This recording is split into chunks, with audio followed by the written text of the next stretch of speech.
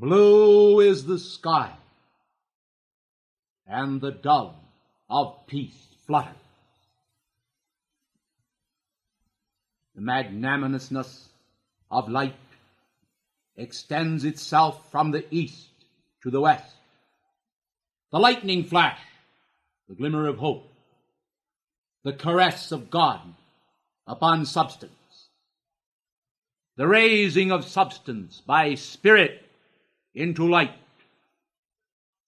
Ours is the summoning of devotion. Ours is the summoning of hope. The caress of the light upon humanity invokes the best gift. Those who are afraid are poisoned as by the bite of an asp. The time has come for the sundering of old ties of darkness and deceit, and the cleaning of the corrupt house. The time has come when the chalice should be mended and fired by newness of life, and the glow that suffuses the sky is the glow of far-off worlds drawn nigh by the magnetism of valiant hearts, hearts of love that are devoted not to tragedies or comedies, but to the steadfast movement, the movement of the caress of God upon his creation. Moria summons. We summon the best gifts. We call to hearts, and there is a valiant trumpeting over land and sea. The air is filled with the glow of far-off worlds. Suffusing density, we call forth the glory, radiance of the trumpet that makes the certain sound, that those who hear may decide at last that the winds from Darjeeling are favorable to the intent of the Spirit. Callous have the hearts of men grown through the years. Now they crucify Christ without a thought. Mechanically, the thorns press toward the heart, and the arrows fly with hostility, vengeance, and the chaos of misunderstanding. The brotherhood, hierarchy, the teachers of light, those beyond the veil, send forth the summoning, and there ought not to be complacency. If the year is to yield her fruit, it must first be the fruit of individualized hearts. And as upon Mount Hermon, the fresh snows surround the fruit and the open flower that precedes the coming of the fruit, and the sky is lovely with hope, but below we see the dens of iniquity, the caves of darkened minds, and the old concepts even corroded in a more dire manner. And men say, God is, but understand not the fruit of self-manifestation, of self-magnification, of the comfort of the winds of the east, and the mighty cross of light that enjoins man to divine union. The yoga of the Spirit is summoned. The dark ones continue to enter their council chambers. They draw nigh unto the activities of darkness, the drinking of blood, and the horror of their confusion, which precedes them into darkness and into those rites that bring forth only darkness. the elect, must stand tall in the saddle of victory. They must press their feet into the stirrups. They must understand that the best steeds require mastery, obedience, and they must gaze upon their physical bodies, upon the vehicles of the mind, upon the vehicles of the spirit, as the best summonings. Nature abhors a vacuum, yet men and women play whist and canasta while worlds fall apart. We understand the need for relaxation of tensions, but there are means provided in the domain of the Spirit for just these purposes. It is more a matter of exclusion with which we are concerned.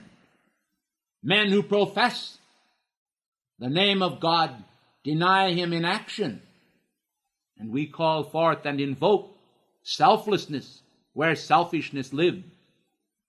We invoke the fruit of love and the passion of holy reason, that men may at last understand what the summoning is.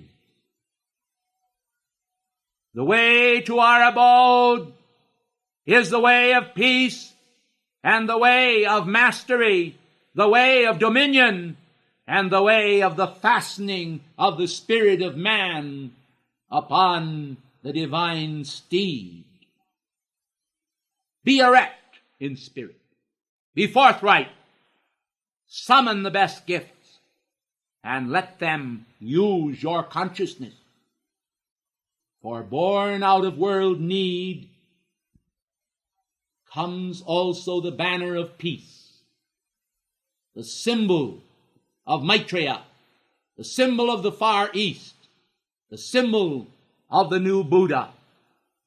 Men need and require the renaissance of consciousness, for consciousness needs to be actually immersed as in a washing machine, that it may mechanically be beaten upward and downward and sideways and flushed with the purity of the water of life. And then, as the garment dries in the sun, and the radiant spiritual fires do penetrate the substance thereof, the glow of happiness and the glow of strength and the glow of purpose will suffuse the consciousness. And individuals will understand the fruit of casting off outworn garments and replacing them by spiritual ones. Moria summons hearts.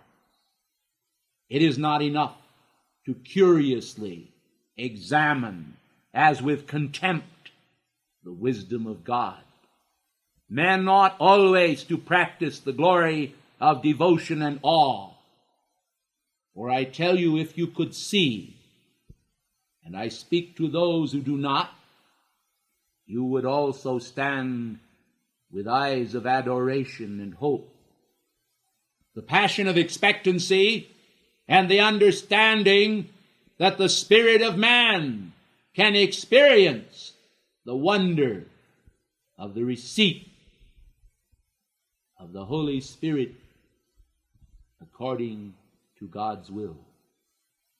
I believe that I have had a more than ordinary experience with God's will.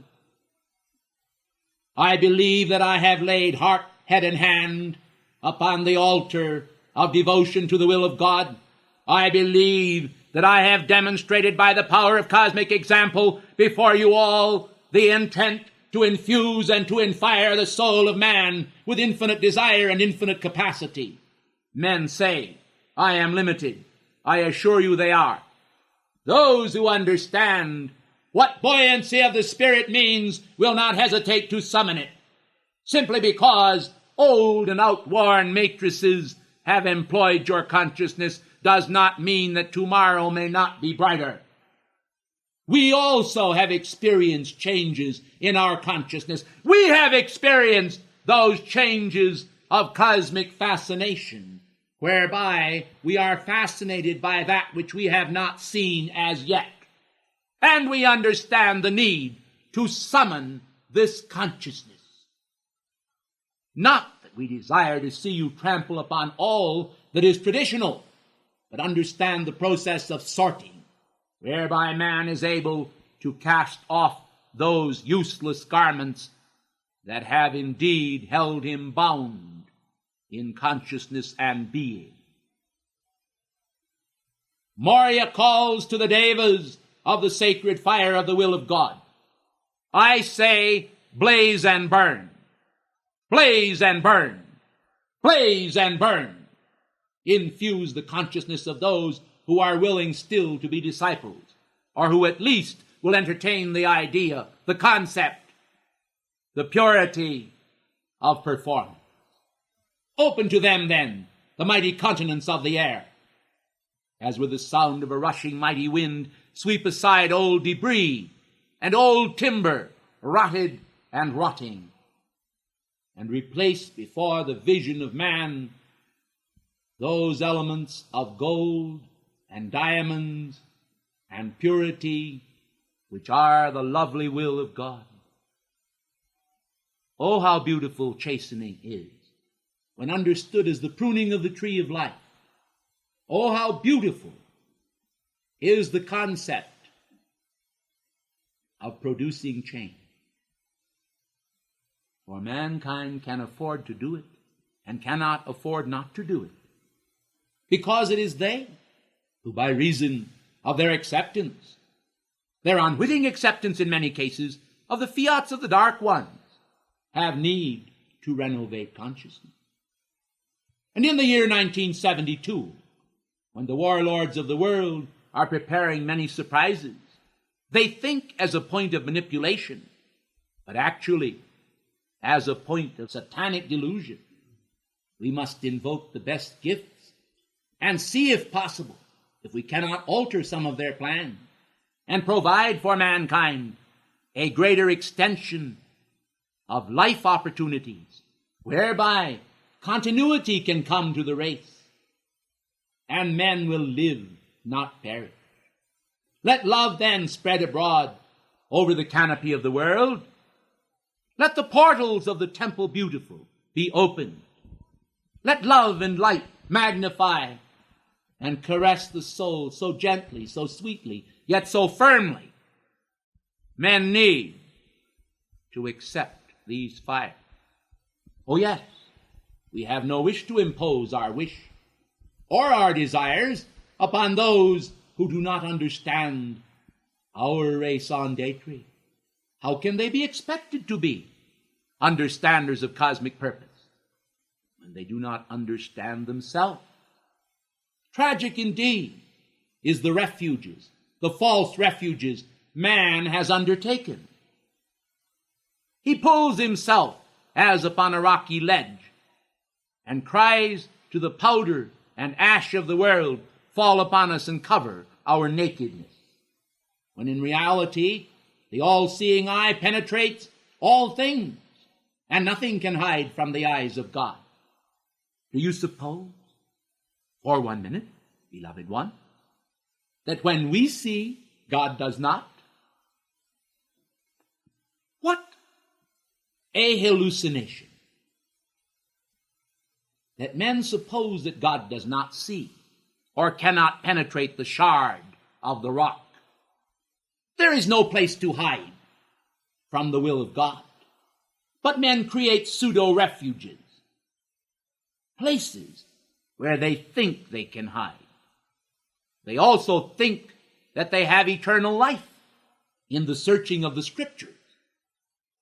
And the Scriptures testify of the universal presence of the Lord Christ. Great is the Lord, and greatly to be praised. Hallowed be his holy name. I am. For out of the burning bush of the consciousness of being, men perceive upon the deserts of life the hope and portal of eternal emancipation. The doorway beautiful looms. The joy of far-off fires is kindled in those realms that are close at hand. Beautiful upon the mountains are the feet of those that preach the gospel of peace and bring the fruit of glad tidings everywhere.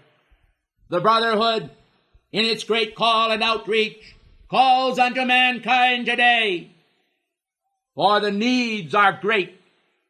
The year 1972 proclaimed of old, even before, even by the pyramid actions, has declared great opportunities are in the offing for man and upon the stages of life.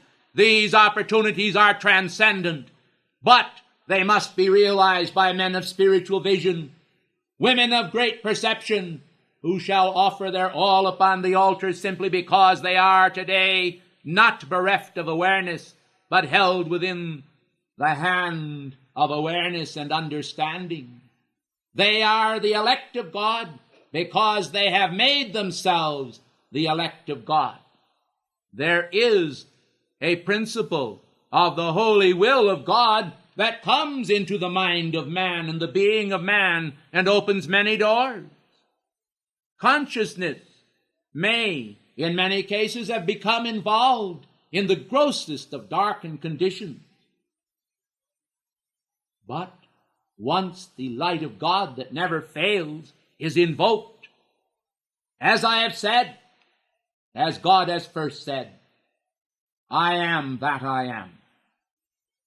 Therefore I say, let there be a trembling in the cup of life, and let there be a shaking, and let there be a manifestation, and let there be a realization, and let the tenderness of the great karmic law also be the tenderness that chastises humanity and jolts them into a jolly awareness of what is in store for the world if the confluence of karmic action now being gathered by the angels of record and the lords of karma is allowed to come full circle in this day and age. Life has spoken, and the words are truth, whether spoken by us or by yourselves. These words, then, ought themselves to sink down into your consciousness as the circle of cosmic awareness that blends with infinity. Out of the finite realm, the chalice of infinity appears. Man is able to receive it if he wills to accept it. And each one must, if he will, come to that point in his spiritual development where he can cheerfully drink of the cup of life. Men have hidden. They have turned their backs. They have become fruitless individuals simply because of a sense of vacuum, simply because they have not properly regarded themselves, simply because they have allowed themselves to grow callous, to grow hard, to be spiritually immature. Moria calls, O light of the eternal presence of the will of God, diamond shining mind of God, be thou raised in the consciousness and vision of all. Out of the fires of infinite perception, let there come into manifestation those valiant images which we invoke and evoke. The light of God that never fails speaks to every heart. I am that presence within you, and that presence within you is the will of God. Ah, yes, you say you have not heard these things before.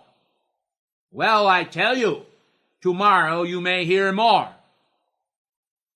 For out of the chambers of the Holy Spirit, out of the chambers of infinity, into the realm of finite manifestation will come many images in 1972, which some will see and behold and understand, which others will say within the center of their being, we do not understand.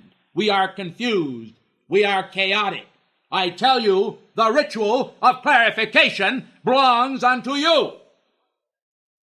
Men who desire to create images of horror or destruction will do so. Let them think what they will. They will reap the fruit of what they think. Let them understand, then, that by the valiant aura of cosmic obedience, men of the Spirit shall come at last to that domain of cosmic regeneration that rots those changes in human hearts, minds, and lives, which is the fruit of following in the regeneration of the Christ consciousness. Unless men do this, the conditions in the world may worsen. If they do it, conditions may grow infinitely better for mankind en masse.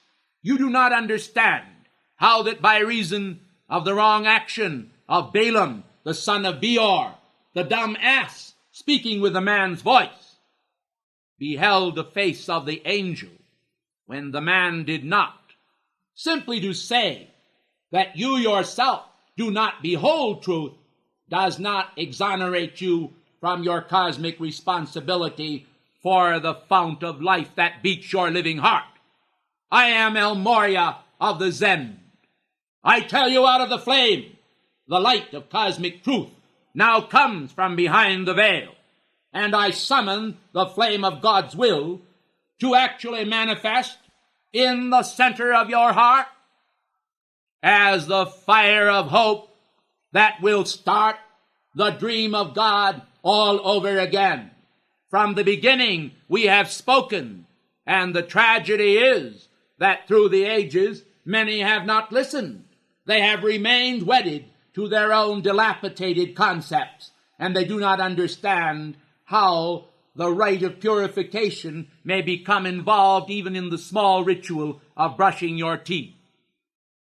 I want you to understand that purification that begins without is also communicated to that which is within.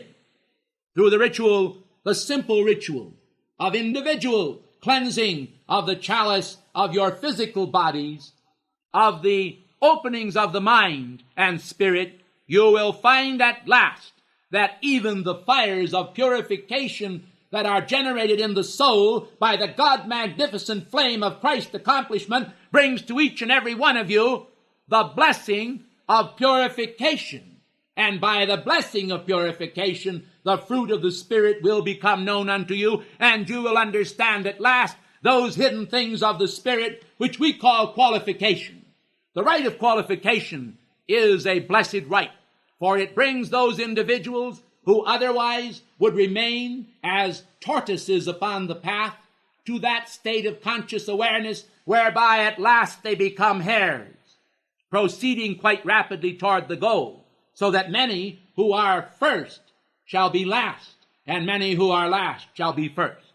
Take heed, beloved ones, that no man take thy crown, for behold, the crown chakra of cosmic regeneration within the physical body itself is a focus that can enable the consciousness of each individual to arise at last into that domain through the gentle trap door located above the spinal column, whereby the individual may clean escape into that beautiful chalice of consciousness that is even above the place of the skull, Golgotha, so that man may arise at last up the spinal ladder of life to the place where the wings of the Spirit will buoy up the mind and the fires of regeneration become a concentrated effort to see that man is no longer blind, but the bearer of the fruit of the Spirit to all men upon the planetary body. And I say to you tonight, you cannot possibly know the fullness of that which I speak.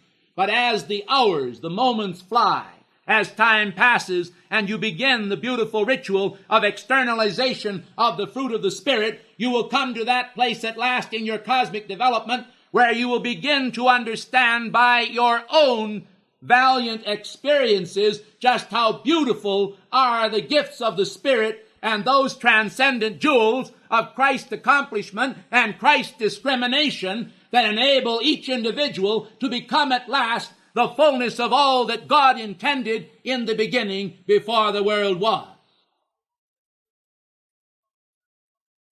Moria speaks. Let the stupid ones return to the earth. As worms they shall crawl back into the ground. As worms they shall remain embedded in the earth.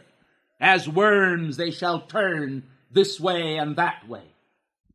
But let those who understand chrysalis understand how even in the cocoon of darkness, light can stretch the fabric of its identical patterns with the God intent to that magnificent cosmic degree where the butterfly is formed and rises out of the cocoon of mortal ignorance into the sky of God's hope, where the rays of the transcendent sun immortalize the consciousness into the eternal fires of divine perception.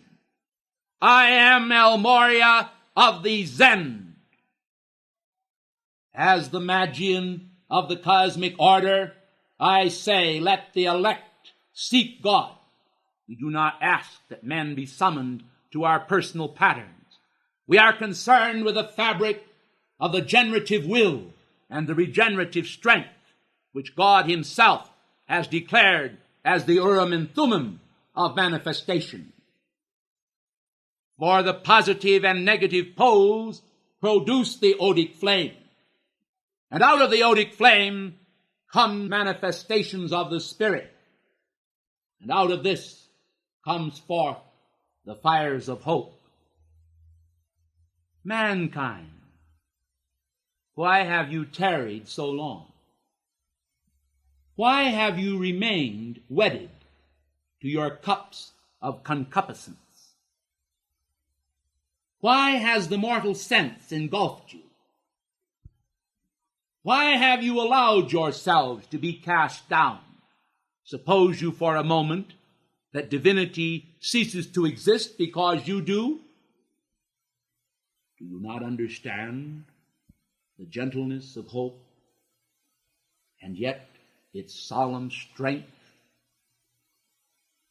that is a cable of steel momentum, white fire momentum, generated and standing against the deeds of men that are evil? Yea, fruit of the tree of life is before you. And out of our temple of goodwill here in Darjeeling, we send the best hopes into the world. And the best hopes are the clean escape of men from their multifaceted fractionings of consciousness. They're almost vicious lies against the eternal truth. These shall evaporate. They shall vanish as a vial of wrath and be no more. As a vapor upon the window of life, they shall cease to exist. This heaven promises. But let them continue for a while. There is always hope that men at last will despise their position of weakness and understand that their strength is to be found in the will of God. Tragic it is that simply just behind the veil, the will of God appears in the blue sky. The winds that echo forth from Darjeeling are the winds that raise the spirit of man to soar into the blue sky of heaven's will and understand at last the beauty of that hope, which is the best images conjured up by the lofty spirit of the indwelling Christ. O pontifical action of the infinite light of hierarchy. O beautiful drops of life coming down with thy golden glow into the chalice of the world order thou droppest. Drop by drop, flooding forth new life unto man. Golden oil of hope and illumination, to thee is our dedication. And the results are to be found in the inward spirit of man. Ah, yes. We can speak with a whisper and sibilate into action the manifestation of the will of God. We journey still in consciousness into the minds and hearts of the best devotees, not from a point of personal or egoistic satisfaction do we come, but from cosmic offices, the offices of hierarchy, the sweetness of our hopes for you. For out of the frankincense of the Spirit there is inflamed upon the altar of life newness of hope that at the portals of the year bring forth the great thread of contact. And the thread of contact is for those who believe. The unbelievers dwell in their own private chambers of darkness. We hope that one day the light will shine there, and they will come out of the cave of darkness into the beauty and strength of the shining sun. But man is literally drenched with hope, and sometimes does not respond. The responses of the Spirit are pleasing unto God, for they indicate the casting upon the cave of the pictures of renewed hope.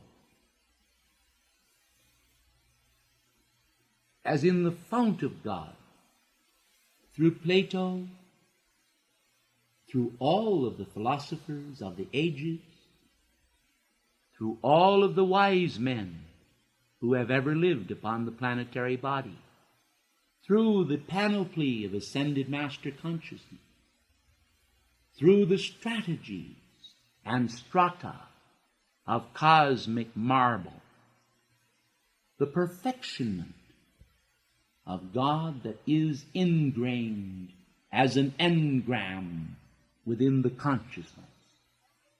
Moria stretches forth the banner of the world.